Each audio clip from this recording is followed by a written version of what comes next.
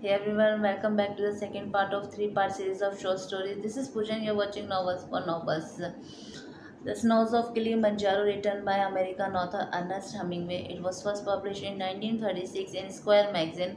उसके बाद इस शॉर्ट स्टोरी को रिपब्लिश किया गया in 1938 in the fifth column and first 49 stories. उसके बाद 1961 में से वापस रिपब्लिश किया गया the snows of Kilimanjaro and other stories. उसके बाद 1987 में से वापस रिपब्लिश किया गया the complete short story collection of Ernest Hemingway. और इस शॉर्ट स्टोरी पे मूवी बन चुकी है 1952 में। तो इतनी फेमस उनकी शॉर्ट स्टोरी है द स्नोज ऑफ किलिमंजारो। इस शॉर्ट स्टोरी की स्टार्टिंग होती है वो एक पैराग्राफ से होती है। उस पैराग्राफ में बताया गया है कि जो माउंटेन है किलिमंजारो माउंटेन है, ये हाईएस्ट माउंटेन है अफ्रीका का। और इसके वेस्टर्न समिट को मसाई कहा जाता है। मसाई यानी कि द हाउस ऑफ गॉड। वहाँ पे एक फ्रोज़न बॉडी है लेपर्ड की, और किसी को नहीं पता कि वो वहाँ पे कैसे आई, बॉडी वहाँ पे कैसे आई। तो इसके बाद हैरी को इंट्रोड्यूस किया जाता है। हैरी जो है वो इस शॉर्ट स्टोरी के प्रोटैगनिस्ट हैं, और शॉर्ट स्टोरी में वो एक राइटर हैं। हैरी जो है एक राइटर हैं और इनकी वाइफ है हेलन। तो ये दोनों जो हैं ये अफ्रीका में यहाँ पे फंस गए हैं, और ये अपने रेस्क्यू प्लेन का वेट कर रहे हैं जो नैरोबी से आएगा। और इसके बाद जो हैरी अपने फ़िज़िकल कंडीशन के बारे में बताते हैं कि उनकी फ़िज़िकल कंडीशन जो है वो बहुत अच्छी नहीं है, उनको गैंग्रीन हो गया है। कैसे 2 हफ़्ते पहले उनके नीज़ में चोट लगी और आयोडीन नहीं लगा उन्होंने, तो इस वजह से उनको गैंग्रीन हो गया है। और उनको पता है कि जब तक रेस्क्यू प्लेन आएगा तो शायद वो नहीं बच पाएँ। तो ये जो हैरी हैं ये अपना मोस्ट ऑफ़ द टाइम जो यहाँ पे स्पेंड कर रहे होते हैं, ये करते हैं मोस्ट ऑफ़ द टाइम, ये क्या करते हैं, ड्रिंक करते हैं और अपनी वाइफ हेलन से ये आर्ग्यूमेंट करते हैं काफ़ी। तो ये जो हैरी इनको अपनी पास्ट लाइफ को रिव्यू करते हैं, पास्ट लाइफ को याद करते हैं। सबसे पहले इन्हें याद आता है कि अपने ट्रैवल याद आता है कि इन्होंने कहाँ कहाँ इन्होंने ट्रैवल किया। सबसे पहले यूरोप गए, यूरोप में ये घूमे और कैसे एक डेजर्टेड कॉटेज में छुप के रहे। इन्होंने माउंटेन पे स्कीइंग की और कैसे ये हंटिंग करते थे, कैसे ये कार्ड्स वगैरह खेलते थे। फिर इन्हें याद आया कि एक ऑस्ट्रेलियन ऑफिसर्स की एक ट्रेन थी, उस पर कैसे बॉम्ब गिराया गया। उसके बाद इन्हें याद आता है कि एज अ राइटर इनका जो टैलेंट है वो बिल्कुल इन्होंने वेस्ट कर दिया बिकॉज ऑफ प्रोकास्टिनेशन। और इनकी अपनी वाइफ के बारे में याद आता है। हेलन जो है ये एक रिच वूमन है, और इनके हस्बैंड उनके चाइल्ड की होती है डेथ हो जाती है। उसके बाद इनके काफ़ी अफेयर होते हैं हेलन के, लेकिन कोई स्टेबिलिटी नहीं आती।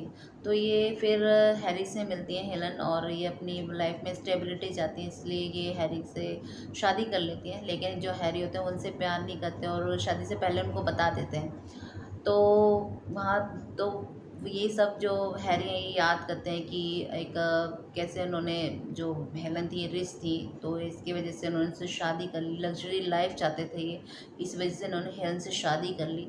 इस वजह से जो इनका टैलेंट था एज अ राइटर वो इतना उन्होंने उस चीज़ को वेस्ट कर दिया।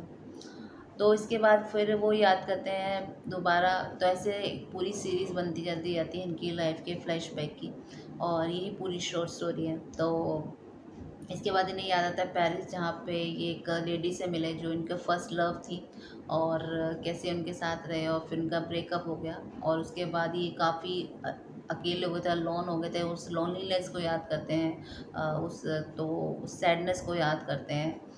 उसके बाद इन्हें याद आता है माउंटेन ऑफ बुल्गारिया जाते हैं। उसके बाद इन्हें याद आते हैं टर्क्स, अमेरिकन पोइट, और कैसे जो लोग थे, जो राइटर थे, वो दादा मूवमेंट था उसके बारे में रबिश लिखते रहते थे, वो याद करते हैं। फिर ये लिखते हैं, फिर इनको याद आता है कि काफ़ी लोगों से मिले, उन काफ़ी इन्होंने लड़ाइयाँ देखी, कॉलेज देखे, और काफ़ी लोगों को इन्होंने देखा।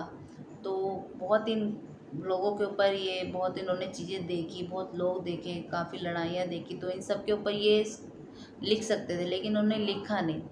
तो ये सब ये याद करते हैं। और फिर इन्हें याद आता है कि कैसे एक आदमी था और उसकी जो फ्रोज़न डेड बॉडी थी, जो डॉग्स ने उसको खा रखा था, उस डेड बॉडी को, उस हाफ उस बॉडी को हाफ जो था वो डॉग्स ने खा रखी थी। तो कैसे वो हाफ ईटन बॉडी देखी इन्होंने।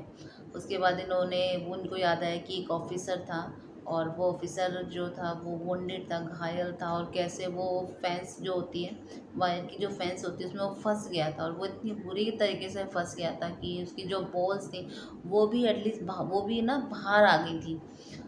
तो ये सब वो चीज़ें याद करते हैं।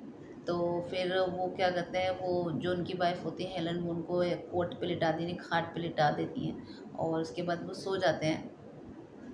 उसके बाद वो लेटे होते हैं, तो उन्होंने ये जो होता है एक टेम्परेरी टेंट बनाया होता है, और उनको पता होता है कि इनकी टेंट के बाहर जो हैं वल्चर्स जो हैं वो घूम रहे हैं, हाइना है वो घूम रही है, उसको पता है कि इनकी डेथ हो जाएगी हैरी की। तो ये जो हैरी है ये फिर हेलन से बात करते हैं, और इनको पता होता है कि जो ये राइटर नहीं बन पाई, इसमें इनका हेलन का कोई फ़ॉल्ट नहीं है, उन्हीं का फ़ॉल्ट है, हेलन का फ़ॉल्ट नहीं है। तो ऐसे करते करते जो हैरी होते हैं ये सो जाते हैं, और फिर इन्हें ड्रीम आता है कि एक रेस्क्यू प्लेन आ गया और वो इन्हें किलिमंजारो का माउंटेन पे ले गए, जो माउंटेन है किलिमंजारो उस पे ले गए हैं। तो तभी रात में जो इनकी वाइफ है हेलन, उनकी आँख खुलती है और वो टॉर्च लेके जाती है उनके पास, और देखती हैं कि जो हैरी का पैर है वो उस कोट से बाहर लटका हुआ है, मतलब उनका उस खाट से बाहर लटका हुआ है, और जो उसके ऊपर जो बैंडेज थी अ, वो सब जो है वो गिर गई है, जो उनके पैर पे बंधी हुई थी, तो वो सब गिर गया है। तो जो ये हेलन है ये देखती हैं, ये सुनती हैं कि शायद उनकी जो ब्रीथिंग है हैरी की वो उनको सुनाई देता है, लेकिन उनको कुछ सुनाई नहीं देता। और तभी जो बाहर हाइना घूम रही होती है उसके रोने की आवाज़ सुनाई देती है, जो काफ़ी स्ट्रेंज होती है ह्यूमंस के लिए, तो वो एकदम से उनको सुनाई देती है। तो ये जो शॉर्ट स्टोरी है ये इसका एंड भी बस यहीं पर है, हैरी से स्टार्ट होती है, हैरी की डेथ पे आके ख़त्म हो जाती है। तो जो अर्नेस्ट है, ये जो राइटर अर्नेस्ट हेमिंग्वे, ये हैरी के थ्रू बताते हैं, काफ़ी अपने एक्सपीरियंस बता रहे होते हैं शॉर्ट स्टोरी में। तो बस ये शॉर्ट स्टोरी का यही एंड है, और नेक्स्ट जो पार्ट होगा वो लास्ट पार्ट होगा, थर्ड पार्ट होगा, और फिर मिलते हैं एक और शॉर्ट स्टोरी के साथ जो बहुत ही फेमस होगी। तब तक के लिए take care, goodbye guys, bye bye.